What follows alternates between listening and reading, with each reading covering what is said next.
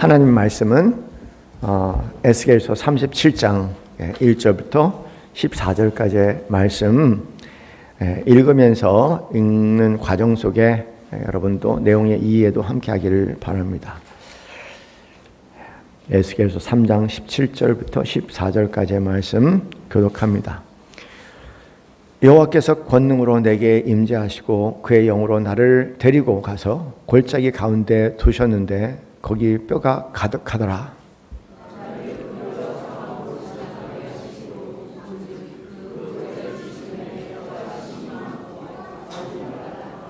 그가 내게 이르시되 인자야 이 뼈들이 능히 살 수 있겠느냐 하시기로 내가 대답하되 주 여호와여 주께서 아시나이다.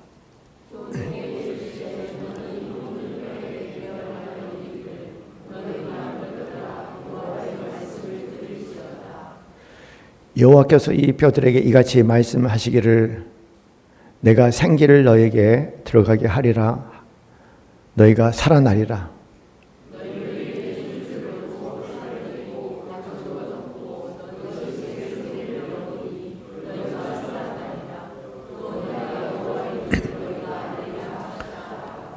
이에 내가 명령을 따라 대언하니 대언할 때 소리가 나고 움직이며 이 뼈 저 뼈가 들어맞아 뼈들이 서로 연결되더라.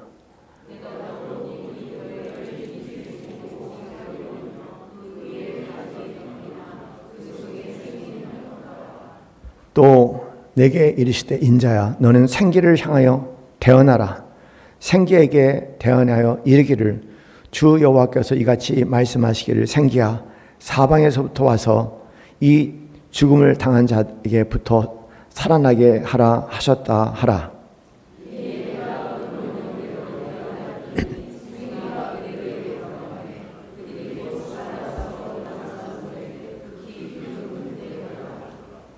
또 내게 이르시되 인자야 이 뼈들은 이스라엘 온 족속이라.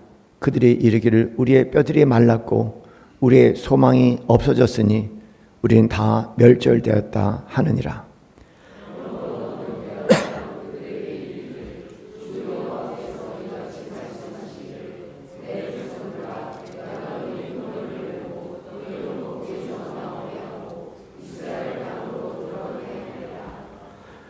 내 백성들아 내가 너희 무덤을 열고 너희로 거기서 나오게 한즉 너희는 내가 여호와인 줄을 알리라.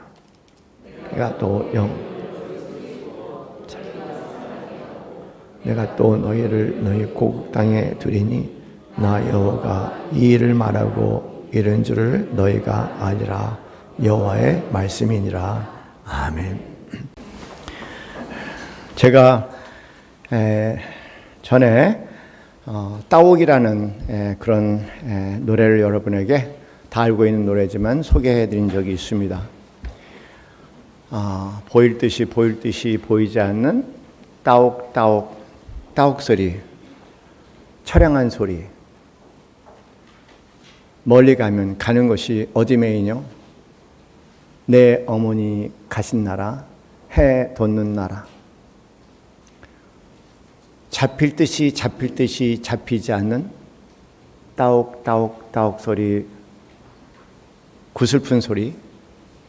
날아가면 가는 것이 어디 메이뇨? 내 어머니 가신 나라, 달 돋는 나라.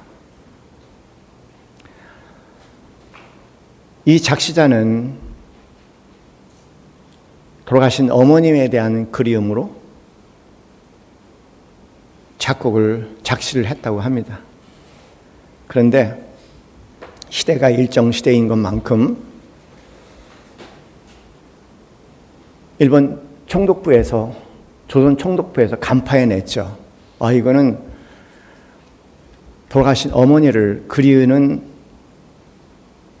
동시가 아니라 잃어버린 조국을 그리는 동시다. 그렇게 읽어냈습니다. 그래서 금지곡이 됐죠. 해방 후에 우리는 다시 이 노래를 부를 수 있었지만 일정 시대 한 20년 동안은 금지곡이었습니다.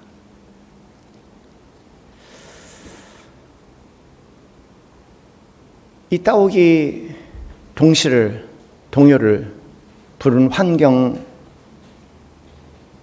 환경론자들은 한국을 떠난 따오기에 대한 생태계에 대한 이야기로 읽어낼 수 있죠. 다시 돌아오지 않는 따오기, 생태계의 위협, 그리고 생태계의 복귀를 마음에 그리는 그런 시로 읽을 수도 있습니다. 저는 개인적으로 어렸을 때부터 진리에 대한 관심이 많았던 아이였기에 아무리 찾아도 보일 듯 보이지 않는, 잡힐 듯 잡히지 않은 이 진리의 세계에 대한 제 마음의 갈망을 담고 있는 싶어서 저는 사실 이 따오기를 매우 좋아합니다. 제가 이 말씀을 드리는 이유는 시라는 것은 은유이고 은유는 곧 시입니다. 이 시와 은유가 가지고 있는 특징적인 부분은 다층 의미를 갖고 있다는 겁니다. 꼭 기억하셨으면 좋겠어요. 그래서 따오기로 돌아오진 따오기로 규정하면은 더 이상 은유는 아닙니다. 또 제가 찾고자 하는 잡히지 않은 진리에 대한 그것으로 규정해 버리면은 더 이상 은유는 아니죠. 돌아오지 않는 어머니를 그리는 어머니라고 얘기한다면 더 이상 은유는 아니고, 하나로 규정되게 되면 그것은 환유라고 얘기합니다. 그것이 은유와 환유의 근본적인 차이죠. 때로는 그래요. 전문가가 된다는 것이 뭘까? 저는 목사입니다. 목사도 전문가고, 저는 또 다른 타이틀도 갖고 있죠. 교수라는 타이틀도 갖고 있습니다. 뿐만 아니라 저는 임상심리학자라는 측면에서 상담가로서의 전문 상담가로서의 타이틀도 갖고 있어요. 다 전문성을 얘기합니다. 저는 그것뿐만 아니라 저는 남편이기도 하고, 저는 아버지이기도 하고, 저는 누구의 아들이기도 하고, 저는 하나로 규정이 될 수가 없어요. 저는 그 모든 것들의 종합체입니다. 그런데 어느 한 사람이 저를 하나로 규정하는 거예요. 예를 들어서 아버지로 규정하게 될 수 있습니다. 아버지. 당연히 아버지라는 역할이 주어지면은, 기능이 주어지면 저는 아버지의 역할을 해야만 합니다. 목사. 그럼 목사라는 저라는 존재가 목사로 하나로 규정이 되어버리면, 다시 말해서 그런 기능과 역할로 규정이 되어버리면은 환유가 환원적인 존재가 될 수밖에 없습니다. 여러분 사실 다 그럴 수 있잖아요. 막 남편으로 살아가고, 또 여기는 아버지로 살아가는데, 살다 보면은 나를 아버지로만 대하고 아버지의 기능만 요구하게 될 때, 역할을 요구하고, 또 남편으로서 또는 아내로서의 어떤 기능과 역할만 요구하게 될 때, 어느 한순간 우리 안에, 또 성도님이 저를 볼 때 목사로는 전문가, 목사로는 기능으로만, 역할로만 저를 대하게 될 때 어느 순간 제 안에 이런 몸부림이 생겨요. 나도 사람이야! 여러분 그럴 때 있을 거예요. 그것이 사람이란 존재는 굉장히 큰 존재죠. 그 모든 것이 담겨져 있는 존재, 어느 하나로 규정될 수 없는 존재인데, 어느 한 기능과 역할로 규정되어 버린다면 어느 한순간 나도 사람이라는 존재, 꿈틀거리는 것을 알기 시작할 겁니다. 은유는 매우 포괄적이어서 이 많은 것을 담아낼 수 있는 그릇이라고 얘기한다면, 환유는 그중에 어느 하나로 규정시키는 것을 환유라고 얘기합니다. 제가 전에 있었던 교회에 아직도 집이 그 근처에 있기 때문에 걸어가다가 한 분을 만났어요. 목사님 오랜만입니다. 차 한잔 대접하고 싶습니다. 그래서 거기에 폴파셋에 들어가서 한 30분 동안 잠깐 차를 나눌 시간이 있었어요. 그분이 윤석열 대통령 시대 때 비서관으로 있던 분이란 걸 알기 때문에 궁금했죠.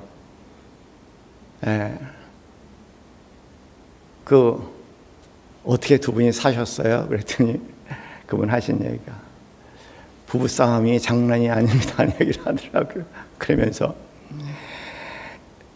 김건희 여사가 흥분하면 윤석열은 아무 말도 못하고 허 그러다가 이제 끝난다는 얘기를 들었습니다.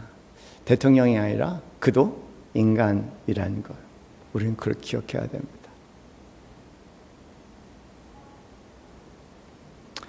어린아이들이 계속 엄마의 기능을 요구하게 될 때 엄마의 역할을 하다 보면 너무 지쳐 아이한테 나도 사람이 하고 소리 지를 때가 있을 거예요. 인간은 하나로 규정되기에는 결코 규정될 수 없는 존재입니다. 인간은 그런 면에서 세상을 살면서 역할과 기능적인 측면에서 환희적 존재는 될 수 있을 줄 망정 본질적으로 인자는 그 모든 것을 담고 있는 은유적 존재이죠. 사람들은 두 가지 눈을 갖고 살아갑니다.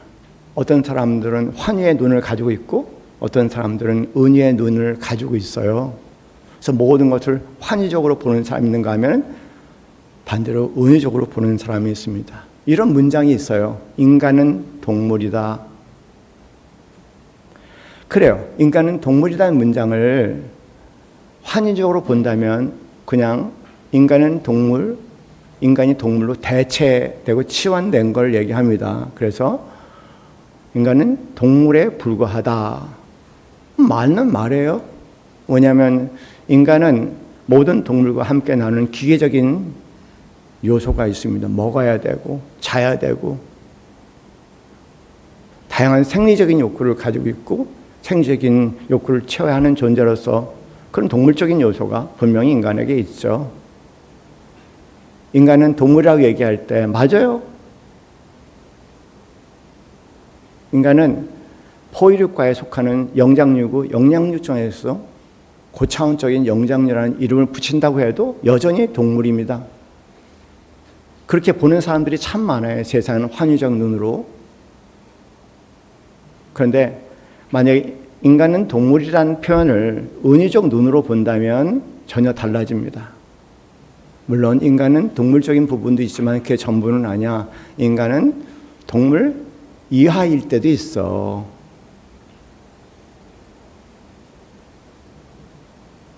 동물보다 이하여서 동물 하지 않는 짓을 하는 것이 인간이야. 인간은 괴물이야. 그렇게 동물 손에서 떨어질 수도 있어요.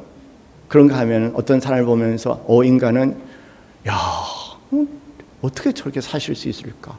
어떻게 저렇게 사실 수 있을까? 우리 마음에 감동을 주고 뭔가 희망을 주는 그런 그 인간, 동물 이상의 인간이 있어요.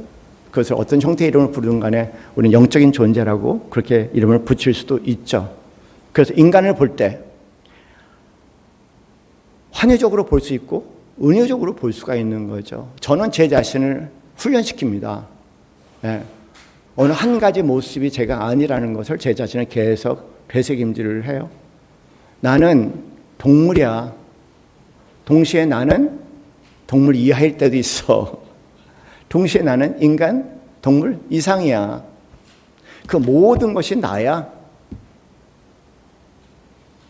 그렇지 않으면 저는 너무 모순적으로 살아가는 것 같아요. 어떤 때는 굉장히 영적이었다가 어떤 때는 굉장히 동물적이었다가 어떤 때는 굉장히 동물 이하적인 존재이기도 하고 그런 제 자신의 모습을 볼 때마다 전체를 품지 않으면은 전체를 품고 나를 바라보지 않고 어느 한 가지 부분으로 나를 규정해버리고 대체해서 치환해버린다면 저는 정신병자가 될 것 같아요.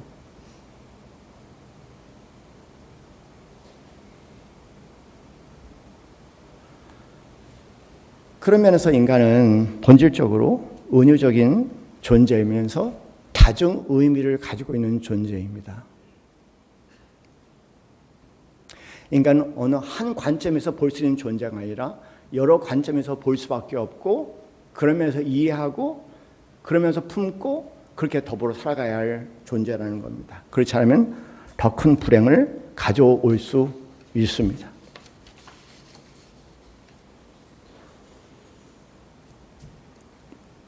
예수님께서 요한복음 말씀을 보면은 많은 은유적인 표현을 쓰십니다.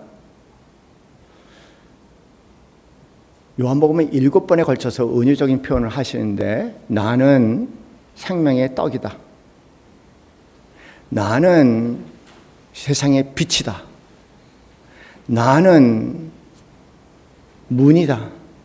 나는 선한 목자다. 이렇게 7번에 걸쳐서 말씀을 하십니다. 그 중에 하나만 생각해 봅시다. 나는 생명의 떡이다. 아마 환유적으로 여러분이 환유의 눈으로 이 문장을 본다면 나는 떡이다 라고 여러분 얘기하실 때 여러분은 음식으로 생각할 겁니다. 떡, 빵, 밥, 배고픔을 채워주고 다음에 동물적인 욕구를 채워주는 그런 빵으로 보게 될 것입니다. 그 말이 그렇게 틀린 말은 아니에요. 왜냐하면 예수님께서 나는 떡이라고 말씀하실 때, 나는 생명의 떡이라고 말씀하실 때 바로 그 전에 오병이어의 기적을 베푸십니다. 5천 명의 사람들을 떡으로 먹이시는 거예요. 빵으로. 그리고 나는 생명의 떡이라고 말씀하시니 분명히 그 의미 안에서 예수님은 빵이라는 사실, 떡이라는 사실, 음식물이라는 사실을 읽어낼 수 있겠죠. 그런데 예수님께서 말씀하시는 것은 단지 그것만이 아니죠. 나는 떡이라는, 생명의 떡이라는 표현에 또 다른 의미, 또 다른 층의 의미를 담아내고 있습니다. 뭐냐면 인간의 아주 근원적인 갈망, 채워도 채워지지 않은 인간의 근원적인 갈망과 그 갈망을 채워줄 수 있는 생명의 떡을 또 이야기하기도 해요. 그래서 예수님께서 그렇게 말씀하셨습니다. 사람이 떡으로만 살 것이 아니요, 하나님의 입에서 나오는 모든 말씀으로 사시는 것이라 말씀할 때 이 말씀은 생명의 떡과는 전혀 다른 의미를 갖게 됩니다. 사마리아 여인, 오늘 우리 찬양했습니다. 생수. 그 여인은 사마리아 우물가에 가서 계속 물을 길어와서 먹어야 되고, 또 물이 부족하면 또 가서 물을 길어야 되고, 기를 때 예수님께서 뭐라고 하셨습니까? 한 번 먹으면 영원히 마르지 아니하는, 목마르지 않은 생수를 너에게 주겠다고 말씀하십니다. 이 생수의 의미는 우물가의 여인 생각했던 생수하고 본질적으로 다른 의미를 또 담고 있어요. 인간의 갈망, 무언가를 이제까지 우리의 삶을 돌아보면은 뭔가 갈망이 있어서 그 갈망을 채우기 위해서 부지런히 살아왔지만 여전히 끝나지 않은 갈망, 그 갈망을 채울 수 있는 생명의 떡을 말씀하시는 거죠. 그것뿐이겠습니까? 여기 생명의 떡은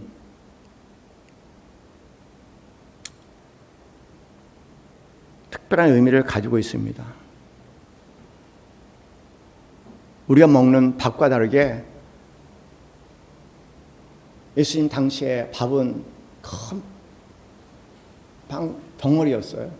그래서 이 떡을 먹으려면 가족끼리 큰 해갖고 더 찢어야 돼요. 찢어서 서로 나눕니다. 그럼 식구들이 그 찢은 부분을 갖고 각자 또 찢어서 먹기 시작을 하는 거죠. 음식이 그렇게 양식이 되려면 찢어져야 되고, 그리고 양식이 되려면 우리 취해서 몸으로 들어가고 녹아서 생명이 되어야 되겠죠.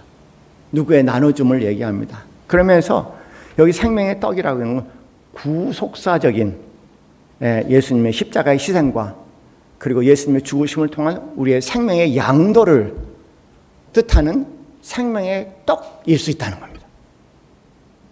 그것뿐이겠습니까? 우리가 그 음식을 먹으면 어떻게 됩니까? 그 음식을 먹으면 그 음식은 내 몸으로 흡수되어서 나의 일부가 되고, 그리고 나의 생명이 되겠죠. 그런 면에서 이 떡은 우리가 성찬식에 사는 것과 마찬가지로 이 떡은 그냥 떡이 아니라 하나님과 연합되는, 하나가 되는 과정을 상징하는 떡일 수도 있다는 겁니다. 이 나는 떡이라는 표현 하나만 읽어내도 만약에 환유적으로 읽어낸다면 그냥 떡이 되겠지만, 여러분이 만약에 은유적으로 읽어낸다면 최소한 5개, 6개 다층적인 의미를 다 담고 있으니까 두 사람이 신앙생활을 할 때 환유적인 눈길로 모든 성경을 바라보고 관계를 바라보는 사람과 은유적인 눈길로 성경을 바라보고 하나님과 관계하는 사람은 본질적으로 다룰 수 있다는 거에 위기감을 이제는 느껴야 할 때가 된 것 같아요. 환유는, 은유의 삶은, 은유의 눈길은 없던 생명을 부여해서 풍성하게 만든가 하면은, 환유의 눈길은 커다란 존재의 한 사람 한 인격을 어느 한 부분으로 잘라내서 그것이 그 사람의 전부라고 얘기하며 그 사람의 생명을 앗아가는 눈길입니다. 그런 면에서 매우 폭력적이고 잔인한 눈길이죠. 한 젊은이가 한 여인을 볼 때 매우 이뻐요. 매력적입니다. 성적으로 아주 매력적이에요. 그것이 그 사람의 전부라고 생각한다면 환희의 눈길이겠죠. 그러나 그 사람도 나와 같은 사랑받고 인정받고 싶은 존재고, 그 사람도 나와 같이 존중받고 싶은 존재고, 그 사람도 나와 같이 살아있고 싶은 존재이고, 그 사람도 나와 같은 꿈을 가지고 있는 존재라는 인식을 하게 된다면 다르게 보이고 다른 관계를 갖겠죠. 다시 말해서 은유적 관계를 갖겠죠. 안타깝게 현대인들은 다 환유적 눈으로 서로를 바라봅니다. 하나님과의 관계마저도 환유적 눈으로 바라보게 됩니다. 그 환유적 눈길에서는 폭력밖에 남지가 않아요. 생명을 살리는 것이 아니라 생명을 죽이는 일밖에 남지 않습니다. 오늘 본문의 말씀 내용은 여러분 읽어보셨어요. 4가지 의미가 다 담겨져 있습니다. 여기도 하나의 의미가 아닙니다. 4가지 의미가 다 담아져 있어요. 첫째, 역사적 사건입니다. 이스라엘 백성들이 바벨론에 포로로 끌려가서 70년 동안 있었습니다. 에스겔은 예루살렘 성전을 짓고 싶었지만 그 역시 포로로 끌려가서 신음하고 있는 이스라엘 백성들과 함께 있었습니다. 이젠 돌아갈 희망이 없어요. 너무 시간이 오래 지났습니다. 아무런 소망을 갖지 못합니다. 우리는 여기서 이렇게 인생이 끝나는 것보다 그런 절망, 그런 죽음, 생명이 없는 삶을 뼈다귀라고 얘기했습니다. 성경 말씀은 소망이라고 얘기를 했죠. 소망을 갖고 있지 않아요. 그래서 예수님께서 에스겔을 불러서 그들의 생기를 불어넣으라고 말씀하시면서 환상 속에 생기를 불어넣은 자, 다시 생명을 얻은 자, 소망을 얻은 자가 다시 일어나는 모습을 오늘 본문 말씀을 그려주고 있습니다. 이건 그냥 역사적 사건이에요. 그러나 이 성경에서 역사적 사건을 얘기하는 것은 아닙니다. 이 에스겔서 37장 1절 14절 말씀은 미래에 대한 사건을 담고 있습니다. 부활의 사건도 여기에 담아있다는 사건입니다. 단지 부활의 사건이겠습니까? 현재의 사건도 있어요. 우리가 살면서 정말 앞도 막히고 옆도 막히고 뒤도 막혀서 살 길이 없는 거예요. 아, 끝이다. 제가 병상에 누워서 이젠 끝이다. 이젠 끝났다. 이렇게 끝나는구나 라고 했을 때 뜻밖의 하나님께서 저를 터치하시면서 저를 일어세우시는 그 일. 야곱이 쫓겨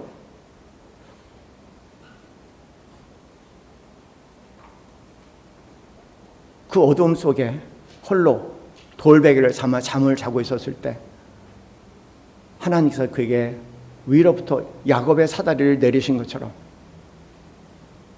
오늘 우리에게 뼈같이 살아가는 우리에게 생기 없는 살아있지만 죽음까지 살아가는 우리에게 오늘도 역사한다면 이 사건은 단지 과거에 대한 얘기가 아니라 단지 미래에 대한 의미일 뿐만 아니라 오늘 현재 우리의 삶에 대한 의미를 담고 있지 않습니까? 사실은 이 세계의 의미를 초월해서 성경을 보면은 이 모든 시간성을 초월한 초시간적인 영원한 생명 부여의 하나님의 본질을 사실 보여주는 여러 가지 파편에 불과합니다. 창세기 2장 7절 말씀 보면 여호와 하나님이 흙으로 사람을 지으시고 생기를 그 코에 풀어 넣으시니 사람이 살아있는 존재 생명이 되었다고 말씀하시죠. 여기 생기란 단어가 에스겔서에 등장하는 생기란 단어가 다시 나오는 거예요. 하나님은 흙으로 지은 생명 없는 조에게 그 코에 생기를 불어넣으셔서 생명이 되게 하시는 분이시구나.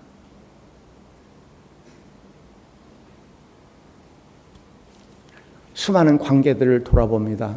수많은 그리스도인의 삶을 바라봅니다. 수많은 가족 간의 관계를 바라봅니다. 어떤 관계는 생기를 불어넣는 관계들이 있는가 하면 어떤 관계는 그 생기마저 빼앗아 버리고 가는 그런 착취의 관계도 있다는 겁니다. 사랑하는 성도님들, 예수님이 여러분의 삶에 오신 이유는 단 하나예요. 요한복음 10장 10절에서 말씀하신 것처럼 내가 양에게 오면 생명을 얻게 하고 더 풍성히 얻게 하려 하시며, 이 말씀은 바로 창세기 2장 7절 말씀에 흙으로 사람을 지으시고 생기를 그 코에 불어넣으셔 생기가 되게 하셨다는 이 말씀의 에코, 반영입니다. 성경의 통일성은 참 신비할 정도로 놀랍습니다.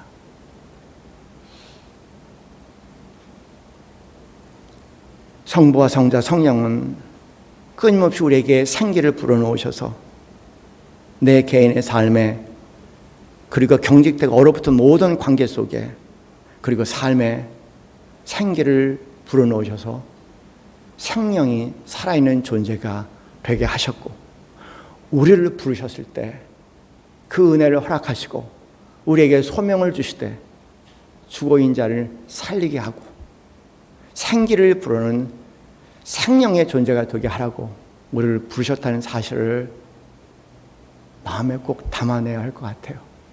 내 자신을 바라봅니다. 나는 지금 어떤 존재인가? 이 사람하고 관계하고 이 사람의 대화 속에 그 사람 생기를 불어넣는 사람인가? 그렇지만 생기를 빼앗는 존재인가? 현대인들이 각종 병에 시달리는 이유는 전대미문의 숫자에 정신과 의사들도 많고 임상심리학자들도 많고 상담가들도 많고 약물도 많지만 전대미문의 정신질환이 한국을 뒤덮고 있는 이유는 서로가 서로를 생기를 빼앗는 존재로서 흡혈귀 같은 관계 속에 있기 때문입니다.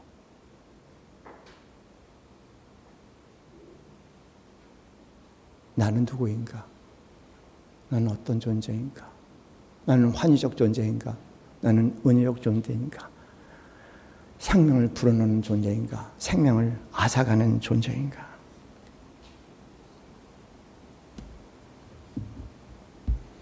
생명이 없는 곳에 생명을 집어넣는 한 어린아이의 시를 읽고 감동했습니다.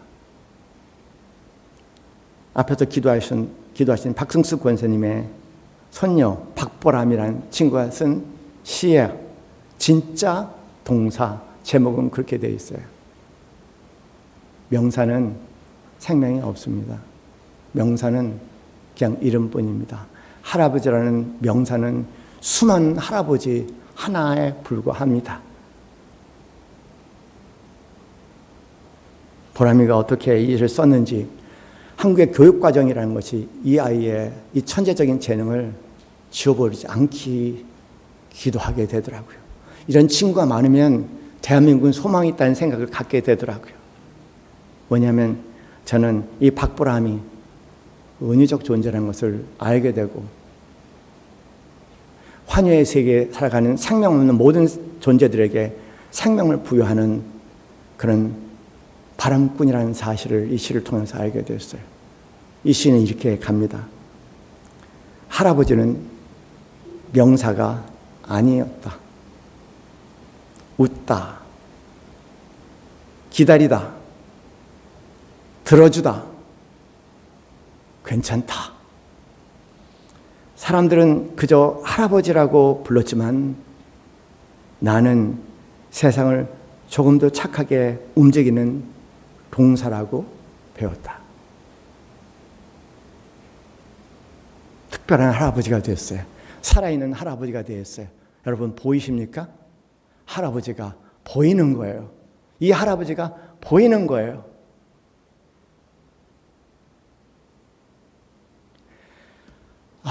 제 기도가 그렇습니다. 하나님, 제발 대한민국에 종교인들이 없었으면 좋겠습니다. 모든 것을 환유화시키는 종교인들의 집단이 아니라 최소한도 보람처럼 생명을 앗아가는 이 종교의 시대에 생명의 생기를 불어넣는 이런 존재들이 한국을 채우기 시작한다면 한국은 다시 빛을 발하지 않겠습니까?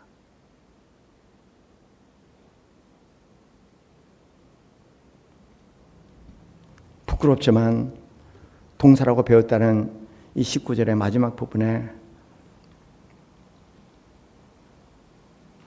제가 글 하나를 탁 얹혔습니다. 흔히 얘기해서 다 차려는 밥상에 젓가락 하나 얹은 마음으로 끝에 가서 생명을 주는 우리 할아버지는 생명을 주는 생명이라 배웠다. 이렇게 젓가락 하나 뒤에 슬그머니 올려놨죠. 그리고 다시 한번 생각해 보입니다. 나는 어떤 존재인가? 하나님 나에게 어떤 존재이고 나는 하나님이 어떤 존재이고 그 나는 그대에게 어떤 존재인가를 생각해 보게 됩니다. 사람은 이름이 아니고 사람은 명사가 아닙니다. 진짜 동사입니다. 내가 보는 그대요. 그대는 그 껍질이 아니라 그 안에 40년, 50년, 60년, 80년의 움직임이 담겨져 있는 존재라면 제가 제 아내를 바라보면서 아내가란 역할이 아니라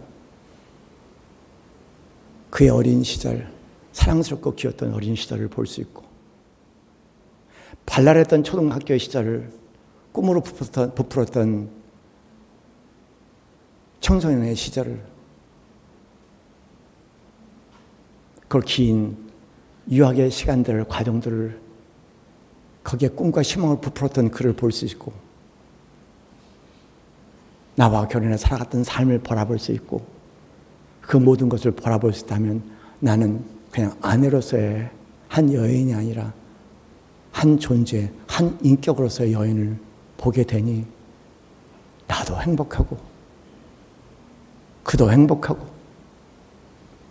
나도 생기를 품은 살아있는 존재가 되겠고 그대도 생기를 품은 살아있는 존재가 되지 않겠습니까?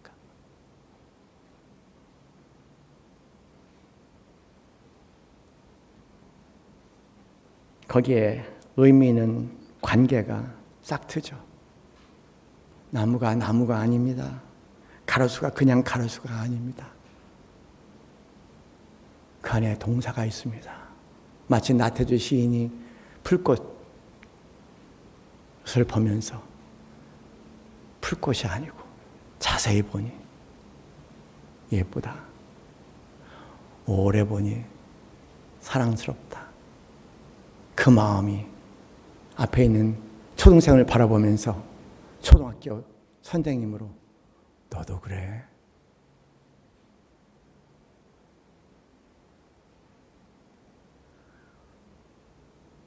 생명을 잃어가며 허덕이던 어린아이가 초등생이 선생님으로 하여금 그 이야기를 들었을 때 그 순간 그에게 새로운 생명이 부여되겠죠. 사랑하는 성도님들, 어떻게 우리가 살아가고 있나요?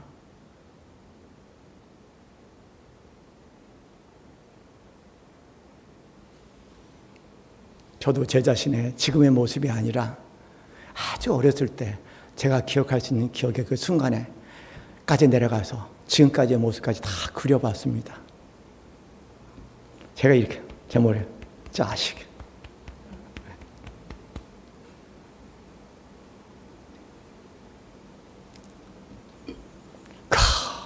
위기 순간순간 어떻게 버티고 견디 여기까지 왔냐. 뭐가 돼서가 아니라 여기까지 살아온 것 자체가 정말 대단하다. 그러나 나는 어떤 사람이 되어야 된다는 규정 속에 나를 바라본다면 저는 영원히 그 사람이 미치지 못하고 늘 부족한 가운데 단 한 번도 제 머리 한 번 쓰다듬지 못하면서 살아가게 되겠죠. 저는 다른 삶이 아니라 어떤 목적과 목표의식 가운데 환희적인 눈길로 저의 생명의 불을 소멸시키는 존재라는 사실을 어느 날 알고 하나님께 회개하기 시작했습니다. 아, 그렇구나. 욕심이 대한적 죄를 낳고 죄가 장사하면서 사망에 대한 표현이 그런 그 말씀이었나.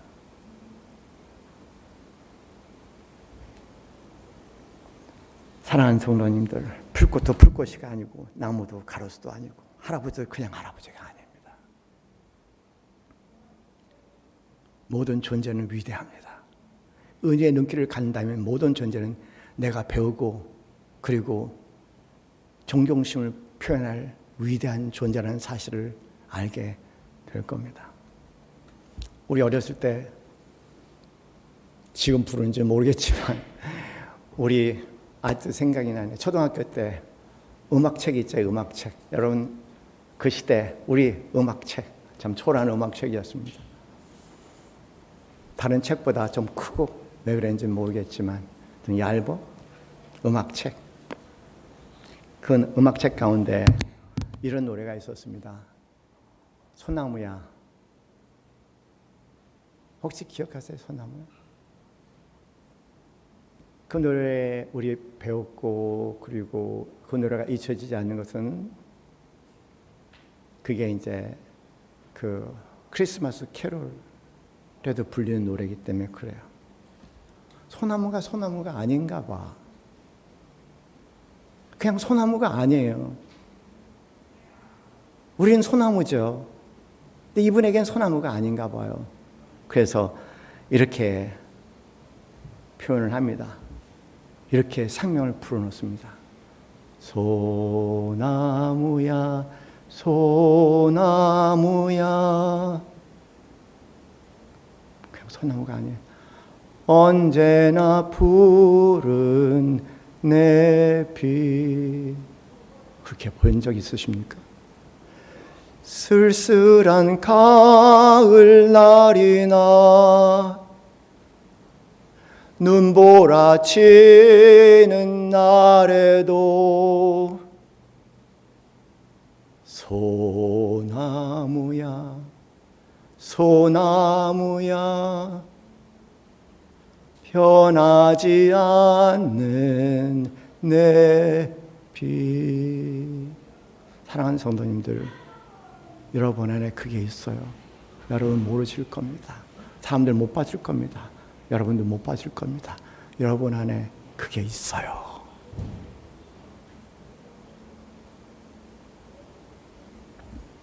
원래 이 노래는 크리스마스 캐롤이지만 독일에서 원문대로 해석을 하면 이런 나무입니다. 소나무가 아니라 원래 독일은 전나무죠. 크리스마스 캐롤은 전나무라 합니다. 저 전나무여, 오 전나무여, 너의 입은 정말 신실하구나. 너는 여름에만 푸른가? 아니, 너는 눈 내리는 겨울에도 푸르지. 오 전나무여, 오 전나무여, 너의 입은 정말 신실하구나. 오 전나무여, 오 전나무여, 너는 정말로 사랑스럽구나. 너의 나무는 눈보라치는 겨울철마다 종종 얼마나 자주 나를 정말 기쁘게 해주었던지. 오 전나무여, 오 전나무여, 너는 정말로 사랑스럽구나. 오 전나무여, 오 전나무여, 너의 드레스는, 너의 옷은 나에게 무언가를 가르쳐 준단다. 그 희망, 그 강인함은 언제나 용기와 힘을 주는구나. 오 전나무여, 오 전나무여, 너의 옷은 나에게 무언가를 가르쳐 준단다.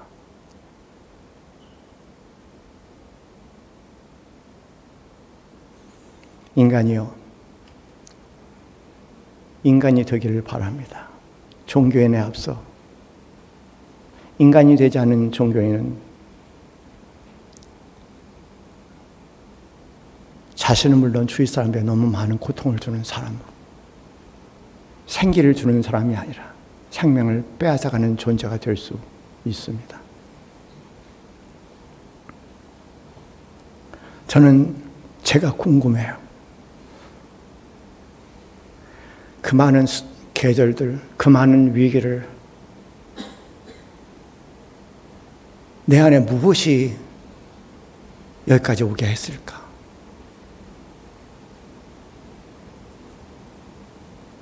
어느 날 알았어요.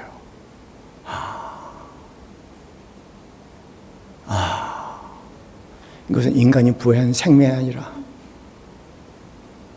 깊은 곳에 단 한 번도 포기를 모르고 절망의 끝쪽에서는 용기마저 용납되지 않은 그 순간에는 문을 활짝 열어줬던 그분이 생명이었구나.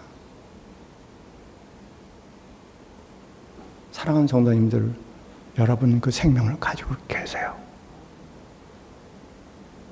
세상이 여러분에게 부여한 생명이 아니고 하나님 안에 하나님 허락하신, 하나님 불어넣으신 근원적인 생기가 여러분에 있습니다.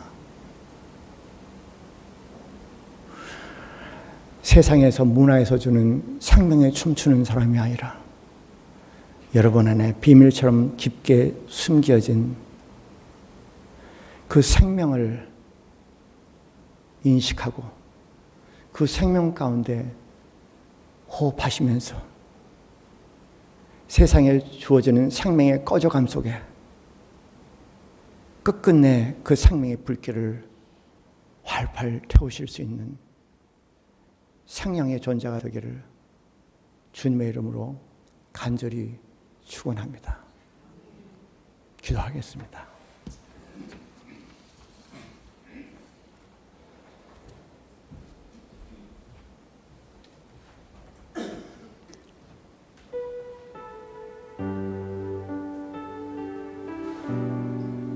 하나님은 나에게 어떤 존재입니까?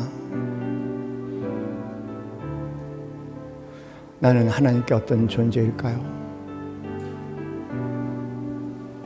무엇이 인생을 포기할 수 있는 수많은 순간 속에서도 포기하지 않고 전나무처럼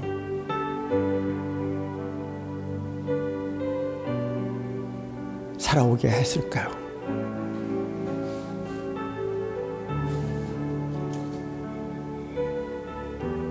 전나무의 그 신실함을 바라보면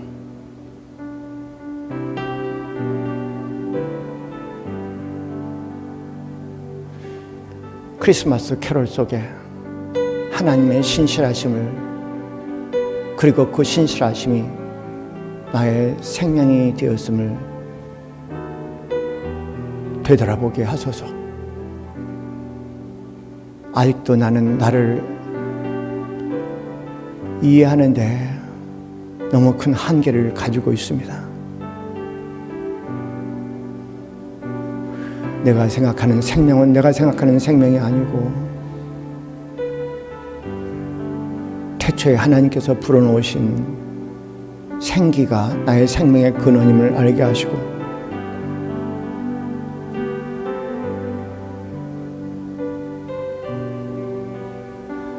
그 안에 호흡하며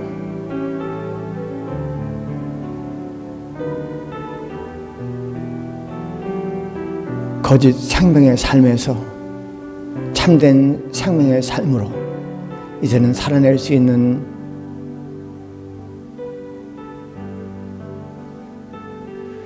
은혜를 우리에게 허락하여 주시옵소서.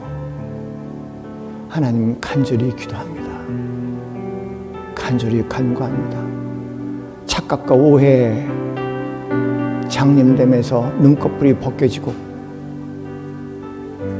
이제는 눈뜬 자로서 진실을 보게 할 수 있는, 진실을 볼 수 있는 은혜를 허락하여 주옵소서. 함께 기도합니다. 할렐루야. 하나님 아버지 감사합니다.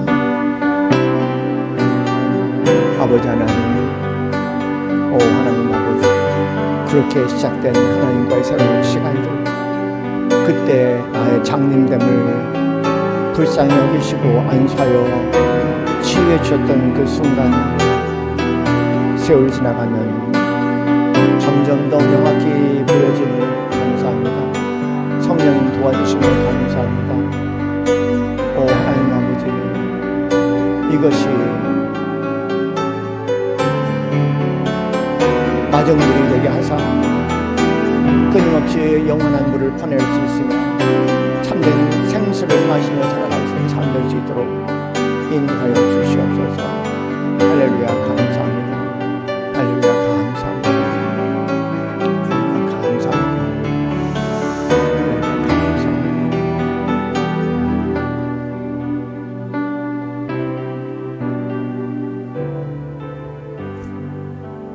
이제는 우리 주 예수 그리스도의 그 크신 은혜와 하나님 아버지의 지극하신 사랑과 성령님의 교통 교감하심이 나 안에 참된 생명의 근원인 그 생명을 찾아가는 여정 속에 묵상과 기도로 매일매일 삶 속에 그 여정을 걸어가기 소원하는 이 자리에 있는 사랑하는 모든 성도들 머리 위에 지금부터 영원까지 함께 있기를 간절히 축원하옵나이다. 아멘.